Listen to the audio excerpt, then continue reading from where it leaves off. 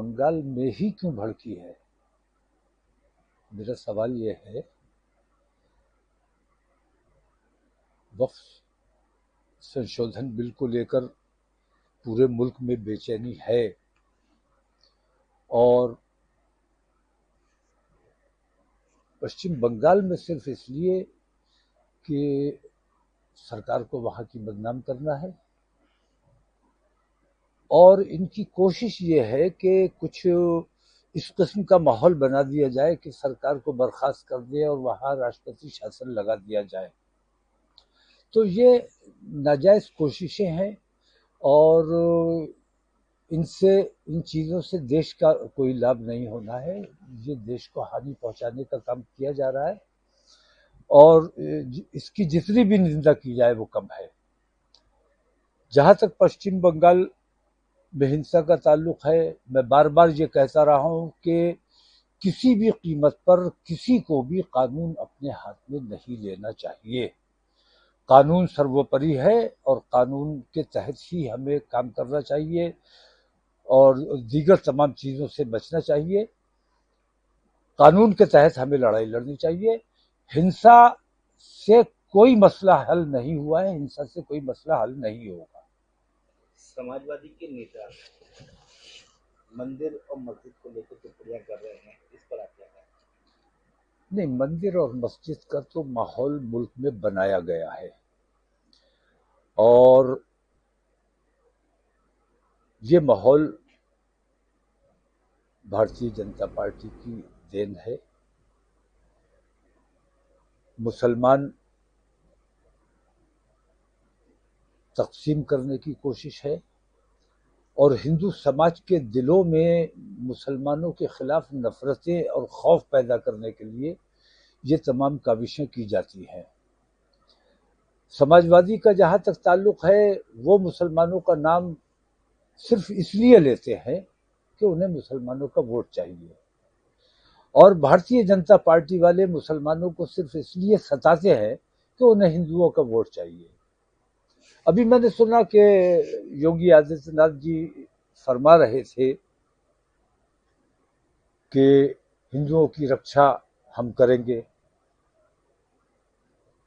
जबकि हिंदू आस्था ये कहती है कि हिंदुओं की रक्षा मर्यादा पुरुषोत्तम करेंगे, पवन पुत्र करेंगे। आप मुख्यमंत्री हैं तो मुख्यमंत्री की हैसियत से आपको पूरे प्रदेश की व्यवस्था देखनी चाहिए और प्रदेशवासियों का ख्याल करना चाहिए। आपने ईश्वर की शपथ ली है कि किसी के साथ अन्याय नहीं होगा और ईश्वर की शपथ लेने के बाद जो आप अन्याय कर रहे हैं और जिस किस्म की गुफ्तगू कर रहे हैं, ये अपने ईश्वर को धोखा देना है। तो कल आप अपने ईश्वर को कौन सा मुंह दिखाएंगे, इस बात का भी ख्याल रखिए। ताकत का गलत इस्तेमाल नहीं किया जाना चाहिए। ताकत आपको आज आपके हाथ में है तो उसका सही इस्तेमाल कीजिए ताकि लोग आइंदा आपको अच्छे अल्फाज में याद कर सकें। योगी आदित्यनाथ ने आज ममता बनर्जी को दंगाइयों को सपोर्ट करने की बात कही है। ममता बनर्जी दंगाइयों को सपोर्ट कर रही है। मैं नहीं समझता कि दंगाइयों को कहीं भी कोई भी सरकार सपोर्ट कर सकती है। वो चाहे भारतीय जनता पार्टी की सरकार हो, मैं नहीं समझता कि दंगाइयों को सपोर्ट कर सकती है, या ममता बनर्जी की हो या किसी की भी सरकार हो। दंगाई है, उसके खिलाफ जो कानूनी कार्रवाई हो सकती है वो की जानी चाहिए और वो की जा रही है। राष्ट्रीय मानव अधिकार आयोग को एक चिट्ठी लिखी है जांच को, जो बंगाल में हिंसा हुई है, क्या कहेंगे आप इसकी जांच? नहीं, बंगाल में जो हिंसा हुई है उसकी जांच होनी चाहिए और जांच अगर ईमानदारी से होगी तो ये पता चलेगा कि वहां हिंसा हुई नहीं है बल्कि कराई गई है। ईमानदारी से जांच कहीं नहीं हो रही है।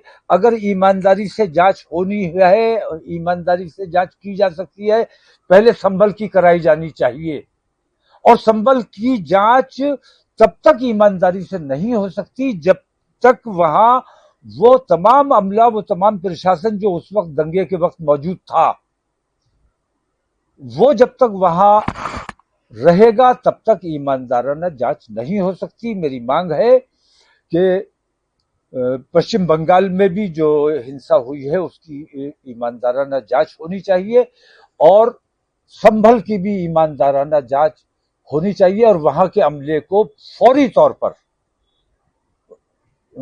वहां से हटाया जाना चाहिए और नए नए जिलाधिकारी, नए कप्तान और नए सीओ, ये तमाम अमला नया होना चाहिए।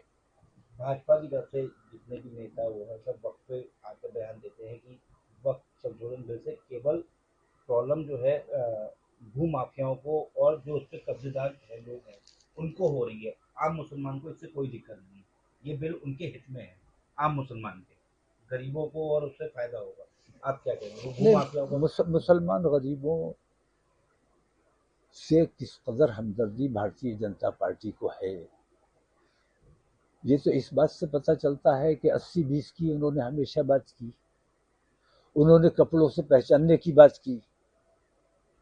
तो मैं कहता हूं कि वक्फ बिल जो आया है इसके लिए जो बेहतर से बेहतर तरीका हो सकता है, सड़क से लेकर और सुप्रीम कोर्ट तक इसकी लड़ाई लड़ी जाएगी, लड़ी जानी चाहिए। किस तरह की अपील करेंगे? जो एक नाम आ रहा है कि मुसलमानों ने दंगा वक्त संशोधन बिल नहीं, हमेशा मुसलमानों पर ही ये आरोप रहा है कि मुसलमान ने दंगा किया। सच्चाई ये है कि मुसलमान दंगों से हमेशा परहेज करता रहा है। मुसलमान एक जमाने में बम ब्लास्ट किया करता था। मैं ये कहता हूँ पूरे पूरे देश में इस वक्त दंगे नहीं हो रहे हैं, पश्चिम बंगाल में क्यों हो रहे हैं? ये हिंदू समाज को भी इस तरफ तवज्जो देनी चाहिए। हिंदू समाज को भी इस तरफ गौर करना चाहिए कि ये लोग जिस किस्म के काम कर रहे हैं, क्या क्या हिंदू समाज को नजर नहीं आ रहा है कि ये किस तरह बेईमानी कर रहे हैं, किस तरह वोटों की राजनीति कर रहे हैं, किस तरह सत्ता के लालच में। ममता बनर्जी अगर वहां सरकार चला रही है तो आप आए दिन वहां कोई ना कोई दंगा, कोई ना कोई फसाद कराते रहते हैं ये लोग। ये ठीक बातें नहीं है, इन बातों से परहेज करना चाहिए। देश में आपकी सरकार है, प्रदेश में आपकी सरकार है, आपको माहौल को बेहतर बनाने की कोशिश करना चाहिए। इस किस्म का जो माहौल बनाया हुआ है, हर शख्स बेचैन है। मैं कह रहा हूं मुसलमान परेशान नहीं है, हिंदू समाज भी बेहद परेशान है। मैं कहता हूं कि 80 और 20 एक तरफ हिंदू समाज को बताते हो, 80 को 20 से कोई खौफ हो सकता है किसी भी तरह से? न वोटिंग के हिसाब से, न बाहुबल के हिसाब से, किसी भी तरह से क्या खतरा हो सकता है, जबकि 80 के साथ सरकार भी खड़ी हुई है। फिर हिंदू समाज के दिलों में ये खौफ जो बैठाने की कोशिश की जाती है, ये देश के लिए बेहद घातक है, बेहद नुकसानदेह है। भाजपा का कहना ये है कि भू माफिया और भ्रष्टाचारी विरोध कर रहे हैं। भू माफिया सबसे बड़ी इस वक्त अगर कोई है तो वो भारतीय जनता पार्टी है और पूरा देश बेच चुकी है। बेचने को अब कुछ बचा नहीं है, तो अब उनकी नजर औकाफ की तरफ आई है और आहिस्ता आहिस्ता ये औकाफ पे कब्जा करने की नाजायज कोशिश है। अगर कहीं ईमानदाराना कोई कार्रवाई है, अगर ईमानदार, भाई देखिए, वक्फ बोर्ड पर मुसलमानों का कभी कंट्रोल नहीं रहा। वक्फ बोर्ड में हमेशा सरकार के नुमाइंदे रहे हैं। वक्फ बोर्ड का कोई भी ऑर्डर बराह रास्त बोर्ड पारित कर ही नहीं सकता। सरकार का सीईओ बैठता है, वही आदेश पारित करता है और डीएम उसे लागू कराते हैं। तो ये आम हिंदू को बहकाने की, गुमराह करने की कोशिश की गई है। और वक्फ बाय यूजर जो है, कि हमने किसी को भी कह दिया कि ये बाय यूजर वक्फ है, ये बहुत बड़ा बोहतान है। वक्फ बाय यूजर वो है जो, जैसे कब्रिस्तान है, उसका रजिस्ट्रेशन वक्फ बोर्ड में नहीं है, किसी वजह से नहीं कराया, लोगों ने जरूरत नहीं समझी, लेकिन वो कब्रिस्तान है, चला आ रहा है, तो वो बाय यूजर वक्फ है, उसे वक्फ माना जाता है। तो बाकी हम पे इल्जाम ये है कि हम किसी भी जायदाद पे खड़े हो जाते हैं, उसे कह देते कि ये वक्फ, हम कहीं नमाज पढ़ लेते हैं, उसे कह देते कि भाई ये वक्फ भाई यूजर है। ये तमाम बहतान है। वक्फ से अगर किसी किस्म की कोई शिकायत थी, आपको, आपका इख्तियार था, आपकी सरकार थी, आपको उन कमियों को दुरुस्त करना चाहिए था, और अगर कमियों को दुरुस्त करने में बोर्ड नाकाम रहता तो आपको एक्शन लेना चाहिए था। एक आखिरी सवाल, कुंभ में सनातन बोर्ड की बात मांग उठी थी और उस पर अभी तक कोई जिक्र नहीं किया गया है, वक्त संशोधन बिल लागू कर दिया, क्या? नहीं, मैं ये कहता हूँ कि सनातन बोर्ड में हर्ज क्या है, मैं खुद उसके फेवर में हूँ, बोर्ड होना चाहिए।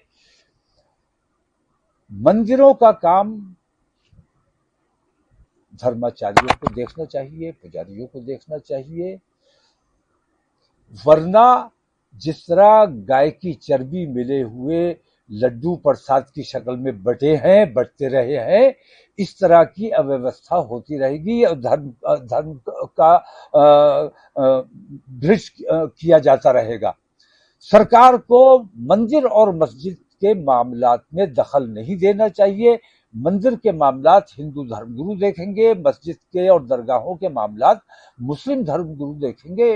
इसमें सरकार को किसी किस्म की मदाखलत नहीं करनी चाहिए। मैं हिंदू समाज से कहता हूं कि सरकार ने अगर आपके धर्म में मदाखलत की, और मैं आज कहता हूं हिंदू समाज को अभी एहसास नहीं है इस बात का, लेकिन सच्चाई ये है कि 2014 के बाद से असल जो हिंदुत्व है उसको भुलाने की कोशिश की जा रही है, और भारतीय जनता पार्टी का एक नया हिंदुत्व देश में राइज करने की कोशिश की जा रही है। हिंदू धर्माचार्यों को से भी मैंने बात की है, उनमें भी इस चीज को लेकर रोष है, और लेकिन अवाम को जो गुमराह कर लिया गया है, तो इस वजह से वो लोग भी उतना मुखर होकर नहीं बोल पा रहे हैं।